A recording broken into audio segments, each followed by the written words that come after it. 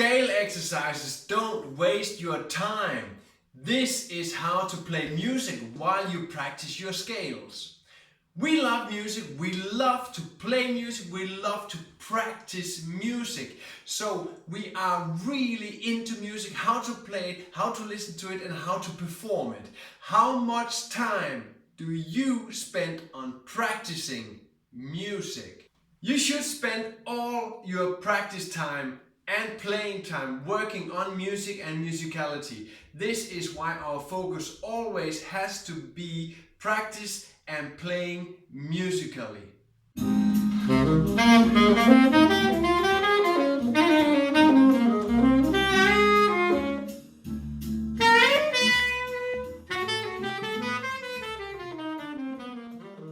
In this video, why do you need to practice music?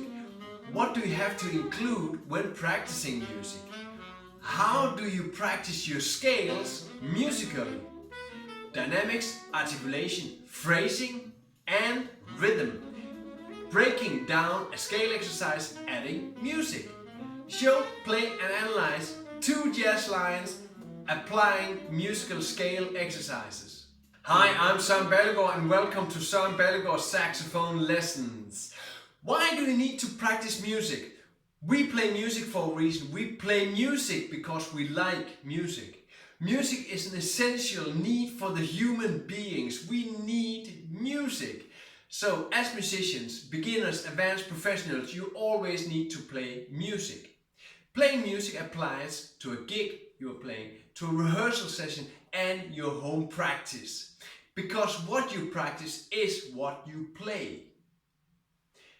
If you do not add music to your practice, how would you be able to add music to your performance? What do you have to include when practicing music? Basically, you need to include all aspects of your playing in music. When you practice a melody, you need to think about the musicality in the melody. How do you make it musical? When you practice scales, arpeggios or any form of technique, you need to do this musically. You are going to apply the exercises into your playing and you want to play music, so practice music also when you practice your technique. Think of how to apply this in the music you play. Always be aware of musicality in what you are playing. How do you practice your scales musically? Why practice your scales? Play music instead. It is all how you look at the material you practice. If you transform all your practice into music, the experience will be completely different. We use our scales when we play music, of course. But how often do we use a full scale? How often do we actually play 7 notes in a stepwise movement in the same scale after each other in one solo? Or, for example, in one melody, how often do you actually use one whole scale? When we're not using that, it's probably because we don't want to hear that in your solo. We use lots of smaller parts of the scales in our solos and melodies. So how about practice these smaller bits of scales? In this way you get closer to the material you would actually play in a solo. Dynamics, articulation, phrasing. To make music, the details are important. Dynamic, articulation and phrasing are important details to apply when you practice. This gets a part of your routine too, which means you will actually apply this when you play a gig or perform a tune. Dynamics. When you play an exercise going up, you can generally, as a rule, play more intensely the higher you get in the exercise. You can also feel the loudness as more intense. An example of this. Going up that little part, I play more intense. Going down, I play softer. Articulation. There are different forms of articulations which you can apply to an exercise. You should know the different articulations forms and be able to apply these to any phrase. Try experimenting with these when making up or playing a scale exercise. An example of jazz articulation would sound like this. We're using the same example, just playing up this wonderful lick. Adding the intensity of the dynamics and adding articulation. Tip: check my earlier released video on how to achieve great articulation. The link is in the description. Phrasing. Phrasing is an extra. When you have the dynamics and the articulation down, you can add the phrasing. Phrasing is like irony or sarcasm in a sentence. The things you can leave out which is implied in your language. In music, the phrasing is sometimes dragging a little bit behind the beat, playing a bit sloppy, slurring or phrasing or ghosting some notes. You can add more things to phrasing than these, but these are the basics. Here's an example of a ghost note.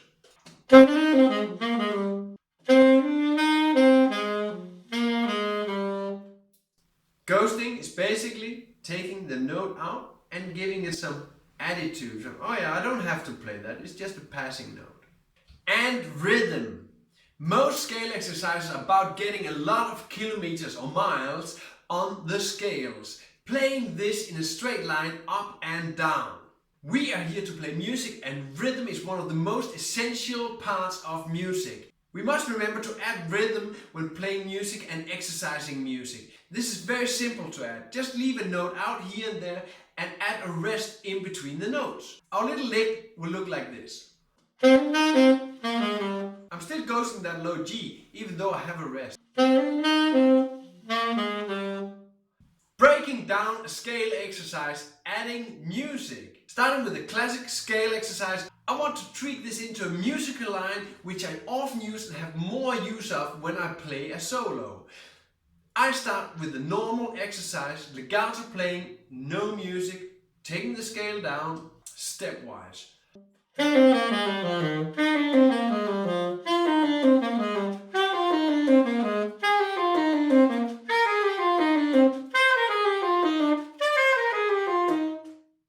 When I add dynamics to this exercise, playing intenser but getting higher in the exercise. I start intense, playing up and going a little bit down in the intensity when I get down.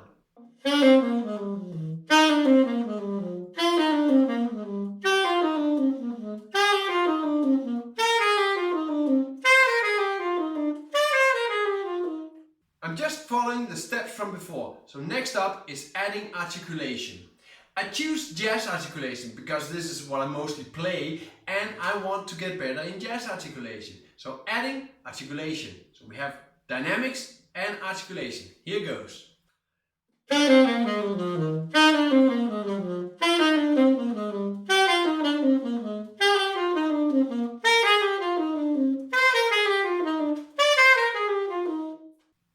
Next step is a little bit of phrasing, adding a ghost note to this scale on the second beat to get some phrasing in there.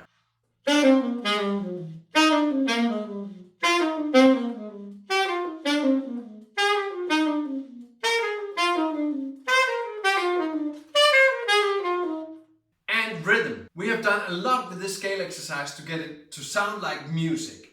Dynamics, articulation and phrasing. Now the scale exercise is almost attractive enough that I would use it in a solo. What if we spice it up with a bit of rhythm, adding an 8-note rest on the third beat?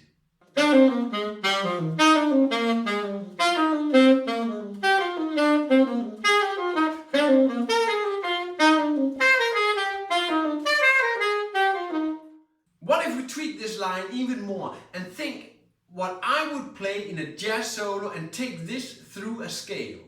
So thinking in the same line of the jazz exercise, but how would a jazz line look like? A line like this you can turn into a great jazz exercise in the scale. Starting the lick from all scale notes and run up the scale.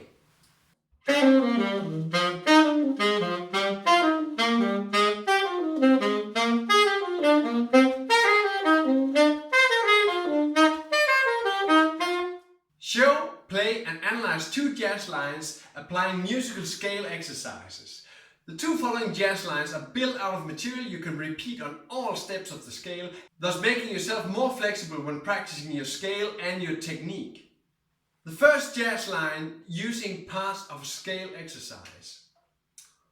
1, 2, 3, 4.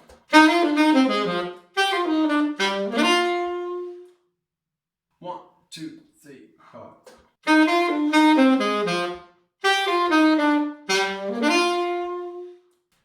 Not beginning on the 1, but beginning on the 1 and. A third pattern as surrounding notes to the F. Playing down the G minor arpeggio, taking your arpeggios through the scale from the 7th to the root is a great exercise. Beginning on the 2 of the second bar, a 4-note pattern going down the scale, repeat this 4-note pattern on all steps of the scale. Ending with an A minor 7 arpeggio on the 4 and from the previous bar, all arpeggios you should take going up the scale on all steps. The second jazz line using parts of scale exercises.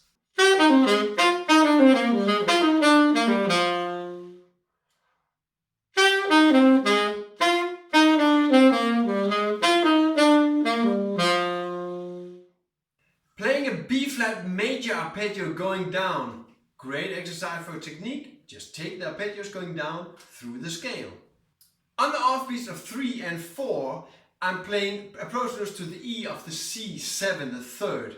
Play your scales in 3-note patterns or playing your scales on the offbeats. A 3-note pattern going down, play groups of 3 in the scales or play this as is in the scale. Surrounding the B flat with a C and an A, surrounding notes to all notes of the scale. Again, I'm playing a 3-note pattern going down and using this as approach notes to the F major. Playing an A minor chord in 3rd inversion, top to bottom. Playing an A minor chord in 3rd inversion from top to bottom, syncopation the first and the last note. Great brain and technique training.